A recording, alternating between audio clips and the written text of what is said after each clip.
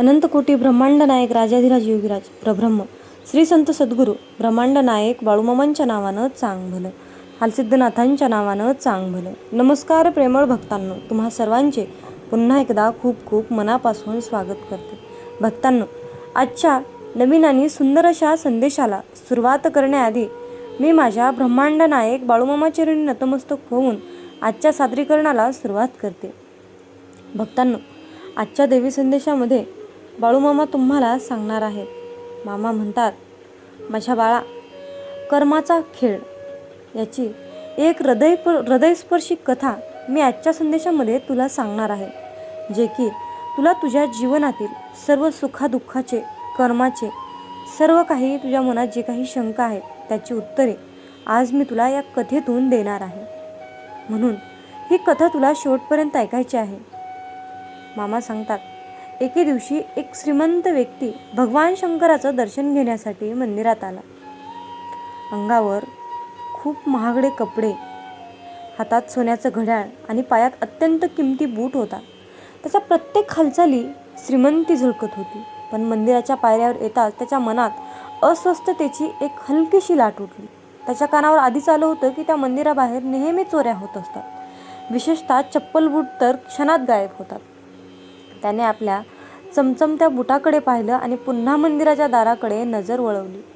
बूट घालून मंदिरात जाता येणार नव्हतं आणि बाहेर काढून ठेवण्याची त्याची हिंमत होत नव्हती. क्षणभर तो द्विधा मनस्थितीत उभा राहिला. श्रद्धा आणि भीती याच्यामध्ये त्याचं मन हेलकावत होतं. तेवढ्यात त्याची नजर मंदिराबाहेर बसलेल्या एका म्हाताऱ्या भिकाऱ्यावर पडली. अंगावर फाटके साटके कपडे होते. चेहऱ्यावर काळ्यानं उमटवलेल्या वेदना होत्या. त्या वेदनांच्या रेषा आणि डोळ्यात मात्र पाणी, एक विलक्षण शांतता. तो श्रीमंत व्यक्ती हळूहळू त्या भिकाऱ्याजवळ गेला. बाबा, तो म्हणाला, बाबा, माझे बूट थोडा वेळ सांभाळून ठेवाल का? त्याने निसंकोचपणे विचारलं. भिकाऱ्याने त्याच्याकडे पाहिलं, हलकंसं हसलं आणि म्हणाला, ठेवा साहेब. निर्धास्तपणे तुम्ही मंदिरात दर्शनाला जा. त्या शब्दामध्ये एवढा प्रामाणिकपणा होता की त्या श्रीमंत व्यक्तीने क्षणाचाही विचार न करता आपले महागडे बूट त्या व्यक्तीजवळ ठेवले आणि मंदिरात निघून गेला. पूजा सुरू झाली. घंटांचा नाद दुमदुमत होता. धुपाचा सुगंध वातावरणात दरवळत होता. पण त्या श्रीमंत व्यक्तीचं मन मात्र विचित्र विचारांनी भरून गेलं होतं. देवाच्या समोर हात जोडून बसलेल्या त्या माणसाच्या मनात अचानक एक प्रश्न उभा राहिला. देवा, ही कसली रे तुझी दुनिया आहे? एखाद्याच्या पायात हजारो रुपयांची बूट आणि एखाद्याच्या नशिबात फक्त 2 वेळच्या भाकरीसाठीही तू हात पसरवत लावतोस. तू सगळ्यांना सारखं का बनवलंस? तू सगळ्यांना सारखं का नाही बनवलंस? सगळ्यांच्या आयुष्यात समान सुख का नाही दिलंस? त्याच्या मनात त्या भिकाऱ्याबद्दल करुणा दाटून आली. क्षणात त्याने मनोमन ठरवलं, घरी जाताना त्या भिकाऱ्याला 500 रुपये देऊन जाईल. निदान आज तरी त्याच्या चेहऱ्यावर थोडंसं समाधान दिसेल. थोड्याच वेळात पूजा संपली. तो समाधानाने बाहेर आला. पण मंदिराच्या बाहेर पायऱ्यावर येताच त्याचे पाय थबकले. ना तिथे त्याचे महागडे बूट होते, ना तो भिकारी. क्षणात त्याच्या चेहऱ्यावरचं समाधानही नाहीसं झालं. मनात संशयाचं काळं ढग दाटून आलं. बहुतेक बूट घेऊन पळालाच तो व्यक्ती, असे विचार त्याच्या मनात येऊ लागले. पुढच्या क्षणी त्याने स्वतःला सावरलं नाही. कदाचित एखाद्या कामासाठी गेला असेल असे स्वतःलाच समजावत तो मंदिराबाहेरच उभा राहिला. वेळ पुढे सरकत होता. पण त्याची नजर मात्र त्या गर्दीत सतत त्या भिकाऱ्यालाच शोधत होती. खूप वेळ वाट पाहूनही तो भिकारी परत आला नाही. तेव्हा त्या श्रीमंत व्यक्तीच्या मनात संशयाचं वादळ उठलं. त्याला आता खात्रीच वाटू लागली होती की तो भिकारी त्याचे महागडे बूट घेऊन पळून गेला आहे. क्षणात त्याच्या मनात दुःख, राग आणि निराशा एकत्र दाटून आली. ज्या माणसावर त्याने विश्वास ठेवला होता त्याच माणसानं आपली फसवणूक केली, ही भावना त्याच्या मनाला टोचू लागली होती. शेवटी निराश होऊन तो श्रीमंत व्यक्ती अनवाणी पायानेच आपल्या घराच्या दिशेने निघाला. तप्त रस्त्यावर पडणारी प्रत्येक पावलं जणू त्याच्या अहंकाराला आणि विचारांना विचारत होती. चालत चालत तो एका फुटपाथाजवळ आला. तिथे एक माणूस चप्पल बूट विकत बसला होता. अनवाणी पायाने चालणं खूप कठीण होत असल्यामुळे तो श्रीमंत व्यक्ती चप्पल खरेदी करण्यासाठी त्याच्या जवळ गेला. पण त्या क्षणी त्याची नजर तिथे ठेवलेल्या एका बुटाच्या जोडावर पडली आणि तो अचानक थबकला. तो बूट अगदी त्याच्या बुटासारखाच दिसत होता. त्याने बारकाईने पाहिलं आणि त्याच्या लक्षात आलं ते बूट दुसऱ्या कुणाचे नसून त्याचेच होते. त्याने लगेच ते बूट विकणाऱ्याला विचारलं, हे बूट कुठून आणले? सुरुवातीला तो माणूस उडवाउडवीची उत्तरं देऊ लागला. मला माहीत नाही साहेब, जुने बूट आहेत. पण त्या श्रीमंत व्यक्तीने पुन्हा पुन्हा विचारलं. थोडा दबाव टाकला तेव्हा शेवटी तो माणूस सत्य बोलला. तो म्हणाला, साहेब, हे बूट मला एका भिकाऱ्याने 500 रुपयाला विकले. हे ऐकताच त्या श्रीमंत व्यक्तीच्या चेहऱ्यावरचं एक वेगळंच हसू उमटलं. क्षणभरापूर्वी ज्याच्या मनात राग होता त्या मनात आता एक गूढ शांतता उतरली होती. त्याने चप्पलही घेतली नाही आणि तो पुन्हा अनवाणी पायानेच आपल्या घराच्या दिशेने चालू लागला. कारण त्याला देवाजवळ केलेल्या आपल्या तक्रारीचं उत्तर मिळालं होतं. त्याच्या लक्षात आलं होतं की जोपर्यंत माणसाची कर्म सारखी होत नाहीत तोपर्यंत त्याच्या नशिबातही समानता येऊ शकत नाही. देवाने त्या भिकाऱ्याच्या नशिबात कदाचित 500 रुपये आधीच लिहून ठेवले होते, पण ते पैसे कोणत्या मार्गाने मिळवायचे हे मात्र त्या भिकाऱ्याच्या कर्मावर अवलंबून होतं. जर त्याने प्रामाणिकपणा निवडला असता तरी देखील त्याला ते 500 रुपये मिळाले असते, कारण तो श्रीमंत व्यक्ती स्वतःच त्याला ते देणार होता. पण त्याने चोरीचा मार्ग निवडला आणि कदाचित त्याच्या अशाच चुकीच्या कर्मामुळे, अशाच पापामुळे आज त्याच्यावर भीक मागण्याची वेळ आली होती. देव प्रत्येकाच्या नशिबात काही ना काहीतरी लिहून ठेवत असतो, पण ते मिळवण्यासाठी कोणता मार्ग निवडायचा हे आपल्या कर्मावर अवलंबून असतं. म्हणून बाळा, आयुष्यामध्ये प्रामाणिकपणा, चांगली कर्म आणि योग्य मार्ग माणसाला खऱ्या अर्थाने उंचीवर घेऊन जातात रे. तर चुकीची कर्म माणसाला अधपतनाकडे नेतात. म्हणून परिस्थितीपेक्षा माणसाची कर्म अधिक महत्त्वाची असतात. माणसाचं नशीब देव लिहितो, पण त्या नशिबापर्यंत पोहोचण्याचा मार्ग माणसाच्या कर्मांनी ठरत असतो. म्हणून बाळा, आयुष्यामध्ये नेहमी यशस्वी होण्यासाठी फक्त आणि फक्त प्रामाणिक राहा. भक्तांनो, तुम्ही जर हा संदेश इथपर्यंत ऐकला असेल तर आपल्या चॅनलला सबस्क्राईब करा आणि हो, आपला हा संदेश पुढे 5 भक्तांना शेअर करा. मामा सांगतात, माझ्या बाळा, आयुष्यामध्ये कोणाच्याही मागे न पळता, कोणालाही हात न जोडता तुम्हाला तुमचा गेलेला मान, गेलेला सन्मान परत मिळेल. मामा सांगतात, अरे बाळा, ज्या दिवशी एखाद्याने ठरवलं की तुमच्या आयुष्यातून निघून जायचं आहे, त्या दिवशी त्याला मोकळ्या मनाने निघून जाऊ द्या आणि आनंदाने त्याची पाठवणी करा. ज्याने तुमच्या विरोधात जायचं ठरवलेलं आहे त्याला जाऊ द्यावं, त्याला मोकळं करावं. समोरच्याला ही जाणीव करून द्या की जाण्याने तुमच्या आयुष्यात काही काळी मात्र फरक होणार नाही किंवा तुमचं काहीसुद्धा अडणार नाही. अरे बाळा, मग भलेही तुमच्या मनामध्ये कितीही भावनिक वादळ उठलेलं असेल किंवा तुम्हाला कितीही वाईट वाटलेलं असेल तरीही तुम्ही ते दाखवून देऊ नका. समोरच्याला तुम्हाला वाईट वाटलेलं आहे हे तुमच्या चेहऱ्यावर अजिबात दिसता कामा नये. ज्यांना जायचं आहे त्यांना तुमच्या आयुष्यातून मोकळं करावं. म्हणून बाळा, तुम्ही तुमच्या मार्गाने जा. जिथे आपल्याला मान नाही तिथे आयुष्यामध्ये कधीच जायचं नाही रे. जिथे आदर नाही, जिथे आपली कदर केली जात नाही तिथे न थांबलेलंच केव्हाही चांगलं असतं आणि ते बरोबरसुद्धा असतं. हे माहीत आहे की समोरच्याला असं सहजासहजी मनातून, आपल्या आयुष्यातून काढून टाकणं खूप अवघड असतं. पण जर समोरच्याला तुमची किंमत नसेल तर तुम्ही त्याला धरून ठेवण्यात काहीच अर्थ नसतो. नेहमी त्या व्यक्तीसोबत जोडले जा, जो व्यक्ती नेहमी संकटांमध्ये, तुमच्या सुखादुःखांमध्ये तुमच्या बरोबर उभा राहिला आहे, पण तुम्ही त्याची किंमत केली नाही, जो मरेपर्यंत तुमच्यासोबत राहणार आहे. आणि ती व्यक्ती म्हणजे तुम्ही स्वतःसोबत जोडले जा. स्वतःला वेळ द्या. अरे बाळा, जेवढा वेळ तुम्ही तुमच्या समोरच्याला देता आणि तो मात्र निघून गेला आहे, तेवढाच वेळ तुम्ही स्वतःसाठी द्यावा. स्वतःचा आनंद कशामध्ये आहे ते शोधा. आपल्या आनंदासाठी कोणावरही अवलंबून राहू नका हे स्वतःला सांगा आणि स्वतःमध्ये आनंदी राहायला शिका. जर का आयुष्यामध्ये हे तुम्हाला जमलं तर आयुष्यामध्ये तुम्हाला कुठल्याही गोष्टीचा कधीच त्रास होणार नाही, हे लक्षात ठेवा. माझ्या बाळा, आपल्या मनाला शांत ठेवता आलं पाहिजे. कुठलीही भावना नको, राग नाही, द्वेष नाही, बदला घेण्याची भावनासुद्धा नाही. शांत राहून गोष्टी समजून घ्यायला शिका. शांत राहून लढायला शिका. शांत राहून जिंकायला शिका आणि आपला गेलेला मान हा आयुष्यातून परत मिळवायला शिका. स्वतःला शांत कसं ठेवणार ते स्वतःबद्दल चांगला विचार करून. अरे बाळा, आपल्या आयुष्यामध्ये एक गोष्ट ठरलेली आहे रे.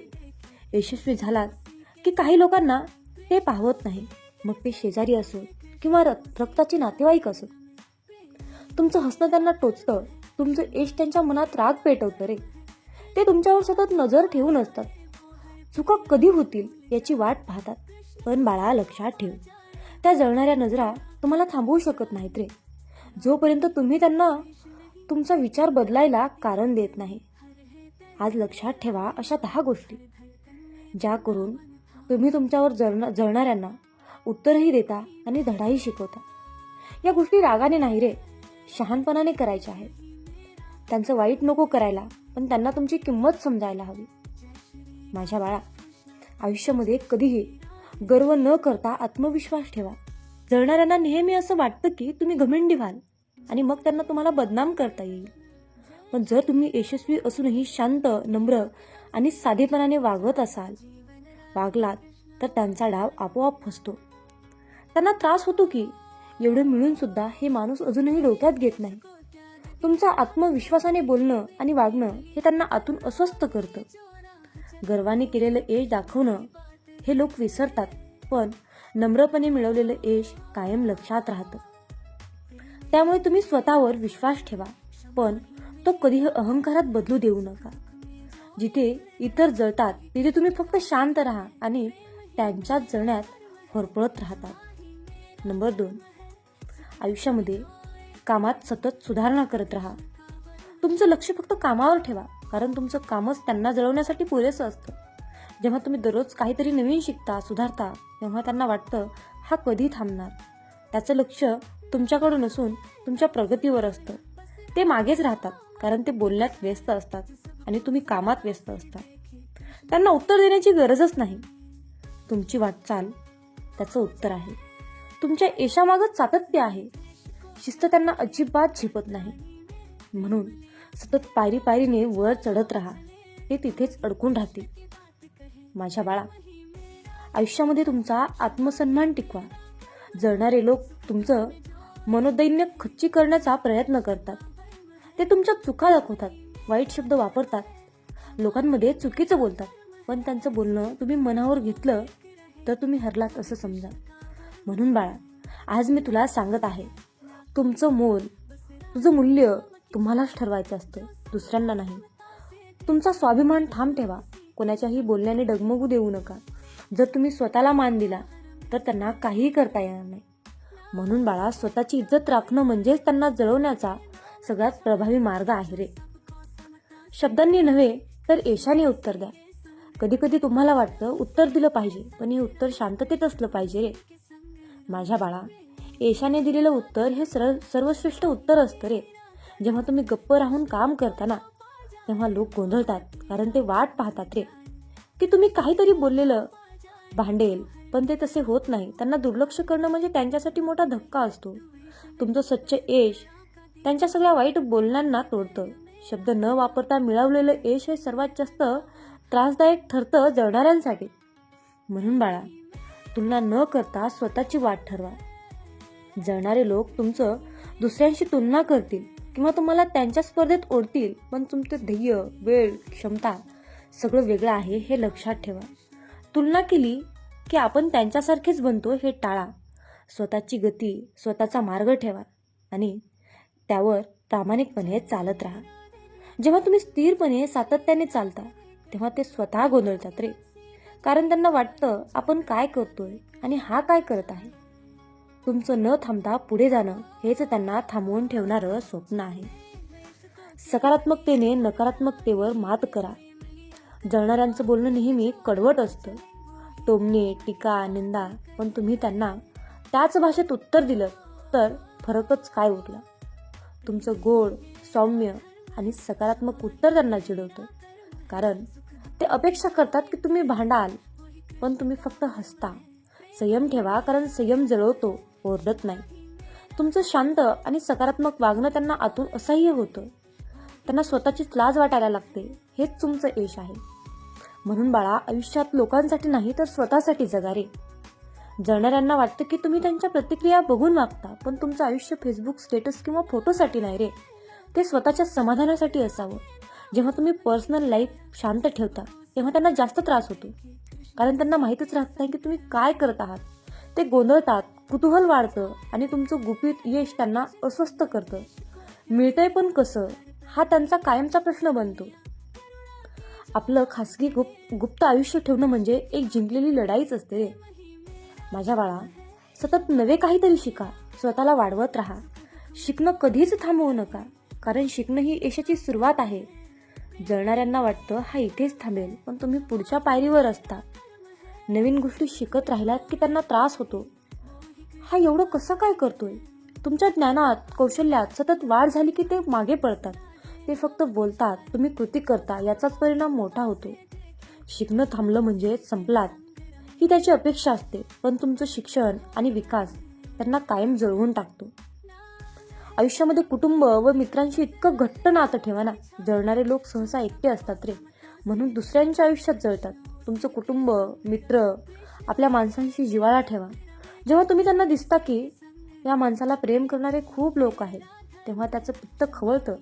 ते तुमचं एकटेपण पाहून मजा घेतात, पण तुम्ही प्रेमाने भरलेले असाल तर त्याची खिळी फसते. त्याचं आयुष्य कोरडं असतं आणि तुमचं भरलेलं असतं. त्याचं वैषम्य वाढतं, पण तुम्ही तुमच्या लोकांमध्ये सुखी असता. तुमच्या नात्यांची ऊब ही त्यांच्यासाठी असह्य ठरते. म्हणून माझ्या बाळा, आयुष्यामध्ये नेहमी नम्र राहा, तरीही मजबूत उभे राहा. सगळ्यात मोठा धक्का तेव्हाच त्यांना बसतो जेव्हा तुम्ही मोठे होता, पण अजूनही विम्र असता. त्यांना वाटतं हे एवढं मिळून सुद्धा माणूस तसाच का आहे. नम्रता ही यशाने माणसाला उंच नेते, पण जळणाऱ्यांना ती झेपत नाही, कारण ते स्वतः अहंकारात जगतात. तुम्ही शांततेत तुमचं वागणं, तुमचं सौम्य पण ठाम बोलणं, हेच त्यांना झेलता येत नाही. नम्रपणात जी ताकद असते ना, ती रागात किंवा अहंकारात नसते. तुमचं हे संयमित यश त्यांना शेवटपर्यंत जळवतं आणि तुम्ही शांततेने जिंकता. जगात प्रत्येक यशस्वी माणसावर कोणी ना कोणी जळतच असतं, पण त्या जळण्याने थांबणं म्हणजे आपल्याच यशाचा अपमान करणं होईल. जळणाऱ्यांना सन्मानाने पण ठामपणे उत्तर द्या, कृतीने बोलून नाही. तुमचं आयुष्य सुंदर बनवणं हीच त्यांच्यासाठी शिक्षा आहे. त्यांनी काही बोलले, तुम्ही चालत राहा, शिकत राहा आणि यश मिळवत राहा. त्यांचं डोकं गरम होईल, पण तुमचं आयुष्य थंड आणि शांत, यशस्वी राहील. माझ्या बाळा, आयुष्यामध्ये एका गोष्टीवर कायम लक्षात ठेव. एका गोष्टीचं तू निरीक्षण कर. वाऱ्यावर धूळ उडवता येते, पण सूर्यावर लपवता येत नाही. तुमचं यश सुद्धा एक दिवस इतकं मोठं होईल की कोणालाही झाकता येणार नाही. जळणाऱ्यांना गप्प बसवायचं असेल तर फक्त एवढंच करा, यशस्वी व्हा आणि त्यांना दुर्लक्ष करा. कारण शांतपणे चालणाऱ्यांनाच एक दिवस सगळ्यात मोठा आवाज मिळतो. ही गोष्ट आयुष्यामध्ये कायम लक्षात ठेवा. म्हणून मामा सांगतात, माझ्या बाळा, एका दिवसात होणाऱ्या दुधामध्ये सुद्धा कधी न होणारं तूप लपलेलं असतं. एका दिवसात होणाऱ्या दुधामध्ये सुद्धा कधी न होणारं तूप लपलेलं असतं. मग आयुष्यात नेहमी सकारात्मक विचार करा. 4 दिवस वाईट आले म्हणून खचून जाऊ नका, कारण त्या दिवसामागेच तुमचे चांगले दिवस लपलेले असतात. अरे बाळा, आमची साथ मिळवण्यासाठी तुझं अंतर्मन शुद्ध आणि निर्मळ ठेव. मग तुझ्याकडे कोणी वाईट नजर टाकेल, तुला त्रास देण्याचा प्रयत्न करेल, त्यास आम्ही पाहून घेऊ. बाळूमामांचा हा आशीर्वाद प्राप्त करण्यासाठी आत्ताच आपला हा संदेश शेअर करा आणि बाळूमामा, माझा तुमच्यावर पूर्णपणे विश्वास आहे असे टाईप करा. जीवनात तुम्ही स्वतःला जितकं सुखी समजाल तितकंच सुखी राहाल. आपल्याविषयी वाईट बोलणारे बरेच लोक असतात, पण त्यांच्याकडे लक्ष द्याल तर विखुरले जाल. मन शांत ठेवून पुढे जाल तर जीवनात नक्कीच यशस्वी व्हाल. कर्म असं एक रेस्टॉरंट आहे की तिथं ऑर्डर देण्याची गरज नाही. तिथं आपल्याला तेच मिळतं जे आपण शिजवलेलं असतं. जीवनात एखाद्याला सोडून जाताना मागे फिरून पाहावंसं वाटलं तर पुढे जाऊच नये. प्रत्येक वस्तूची किंमत वेळ आल्यावरच होत असते. कारण वातावरणात फुकट मिळणारा ऑक्सिजन हा दवाखान्यात खूप महाग विकला जातो. दुसऱ्यापेक्षा आपल्याला यश उशिरा मिळत असेल तर निराश होऊ नका. हा विचार करा की घरापेक्षा राजवाडा तयार व्हायला जास्त वेळ लागतो. दगडामध्ये एक कमतरता आहे की तो कधीच वितळत नाही, पण एक चांगुलपणा आहे की तो कधीच बदलत नाही. जीवनात एका ठराविक वयानंतर आपल्याला पेन्सिलच्या ऐवजी पेन दिले गेले. त्याचं कारण हेच आहे की हे आपल्या लक्षात आले पाहिजे. जसं जसं आपण मोठे होत जातो तसं तसं आपल्या चुका खोडल्या जात नाहीत. तुम्ही सहमत असाल तर आत्ताच आपल्या व्हिडिओला लाईक करा आणि चॅनलला सबस्क्राईब करा. तुमच्यासाठी नशिबाचे योग्य ते द्वार उघडले जाईल. वाक्य छोटं आहे पण तितकंच खरं आहे. जग धोका देऊन हुशार झालं आणि आपण विश्वास ठेवून मूर्ख झालो. जीवनात काही जखमा अशा असतात की त्या दिसत नाहीत, कोणाला दाखवताही येत नाहीत, पण त्या सतत टोचत राहतात. जीवनात समोरच्याला माफ करता येतं, त्याचे अपराध विसरता येतात, पण त्यांच्यात पुन्हा एकदा मन गुंतून राहता येत नाही. स्वतःचं मन शांत करता आलं की सगळे गोंधळ आपोआप शांत होतात. मामा म्हणतात, माझ्या बाळा, एक गोष्ट नेहमी लक्षात ठेव, अपेक्षा हीच दुःखाचं सर्वात मोठं कारण आहे. जीवनात मानवी स्वभाव ओळखणं खूप अवघड आहे, कारण माणूस हा वेळेनुसार बदलतो. जेव्हा एक व्यक्ती दुसऱ्या व्यक्तीवर प्रेम करते तेव्हा ती म्हणते की मी तुझ्यासाठी जीव द्यायला सुद्धा तयार आहे. पण जशी वेळ बदलते तेव्हा तीच व्यक्ती म्हणते की मी तुझा जीव घेईन. त्यामुळे लक्षात ठेवा की सर्व काही बदलणार आहे आणि बदल ही एक शाश्वत गोष्ट आहे. मामा सांगतात, जीवनात ज्या ठिकाणी आपल्याला सर्वात शेवटी आमंत्रित केलं जातं त्या ठिकाणी कधीच जायचं नाही, कारण तुम्हाला तिथे बोलवण्याची कुणाचीच इच्छा नसते. त्यांनी तुम्हाला केवळ उपचार म्हणून बोलाविलं असतं. अशा ठिकाणी जाऊन स्वतःचं महत्त्व कमी करून घेऊ नका. जोपर्यंत एखादी गोष्ट स्वतःहून कोणीच आपल्याला सांगत नाही तोपर्यंत ती गोष्ट विचारू नका. जर का तुम्ही एखाद्या व्यक्तीसाठी महत्त्वाचे असाल तर ती व्यक्ती तुम्हाला सर्व काही स्वतःहून सांगेल. आयुष्य बदलण्यासाठी सर्वांनाच वेळ मिळतो, पण वेळ बदलण्यासाठी परत आयुष्य कुणालाच मिळत नाही. म्हणून बाळा, ही एक गोष्ट नेहमी लक्षात ठेव, संघर्ष करणारा माणूस हा नेहमी एकटाच असतो, पण यशस्वी माणसाच्या पाठी सारं जग उभा असतं. त्यामुळे संघर्षाच्या वेळी जर तुम्ही एकटे असाल तर अजिबात वाईट वाटून घेऊ नका, कारण लक्षात ठेवा, संघर्ष हा नेहमी एकट्यानेच करायचा असतो. मामा म्हणतात, माझ्या बाळा, बदल हा एक जीवनाचा भाग आहे. जर का तुला या जीवनात यशस्वी व्हायचं असेल तर त्याचा स्वीकार करणं गरजेचं आहे. जर का तुम्ही बदलाला विरोध करत असाल तर तुम्ही अशी संधी गमावू नका ज्या तुम्हाला वाढण्यास आणि तुमचे ध्येय साधण्यास मदत करू शकतात. जीवनात बदल स्वीकारा आणि नवीन अनुभवासाठी खुले व्हा. मित्रांनो, रडू तर खूप येत होतं, डोळ्यात पाणी दिसत नव्हतं, चेहरा तर कोरडा होता, मन मात्र भिजलं होतं. कारण डोळे पाहणारे सगळे असतात, पण मनातील जाणणारे फक्त आपले ब्रह्मांड नायक बाळूमामा असतात. मित्रांनो, बाळूमामा म्हणजेच नुसतेच संत नाही, तर ते ब्रह्मांडाचे मालक आहेत, ब्रह्मांड नायक आहेत, या त्रिलोक्याचे स्वामी आहेत. या ब्रह्मांडाकडे या सर्व पृथ्वीचा सारे भार आणि कारभार आहे. जे काही करत आहेत ते आपले ब्रह्मांड नायक बाळूमामा करत आहेत. मित्रांनो, बाळूमामा म्हणजे पंचमहाभूतावर राज्य करतात.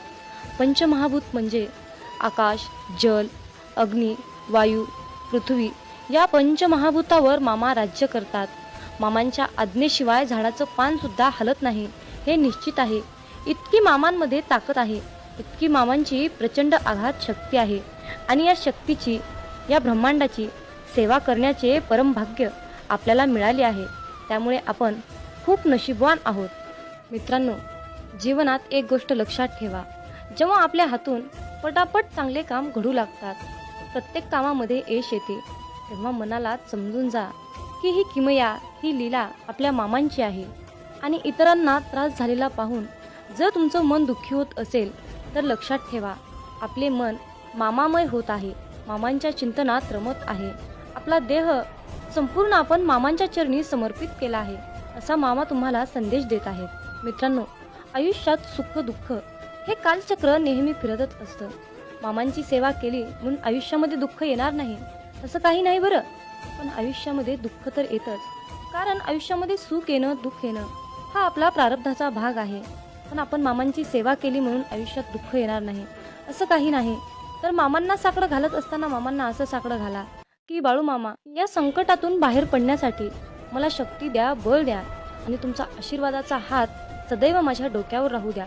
मी कसल्याही कितीही मोठ्या संकटातून सहजपणे बाहेर पडेन असा तुम्ही मामांनाच विश्वास दाखवा. कारण फक्त मित्रांनो, भोग हा भोगूनच संपवावा लागतो आणि तो आपलं प्रारब्ध आहे हे लक्षात ठेवा. आणि सर्वात महत्त्वाची गोष्ट म्हणजे तुमच्या आयुष्यामध्ये सुख आलं म्हणून मामांना विसरून जाऊ नका आणि दुःख आलं म्हणून निराश होऊ नका. आयुष्यामध्ये दुःख आलं तर पदोपदी मामांना साकडं घाला, पदोपदी मामांना हाक मारा. मामा सदैव तुमच्यासाठी कसल्याही वेळी, कितीही संकटाच्या काळी मामा तुमच्यासोबत आल्याशिवाय राहणार नाहीत हे लक्षात ठेवा. आणि मामांवर तितकाच अटळ विश्वास ठेवा.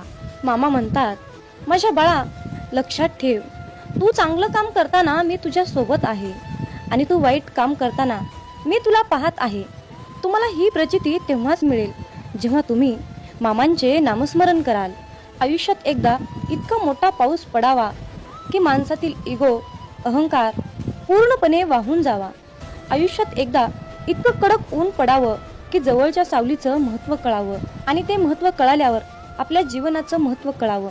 आयुष्यात पुन्हा एकदा शाळा अशी भरावी की प्रत्येकाला प्रत्येकाचे बालपण कायम लक्षात राहावे. आणि आपण शाळा शिकत असताना भरपूर काही अनुभव घेतो आणि त्यातून पुढे प्रेरणादायीने पुढे शिकत जातो. आणि मग मोठेपणी सर्व काही आपल्याला प्राप्त करून घेण्यासाठी त्या सर्व गोष्टी आठवाव्या लागतात. आयुष्यात असे जगावे की आपले जगणे पाहून इतरांना सुद्धा जगण्याची मोज कळाली पाहिजे, जीवनाचे महत्त्व कळाले पाहिजे.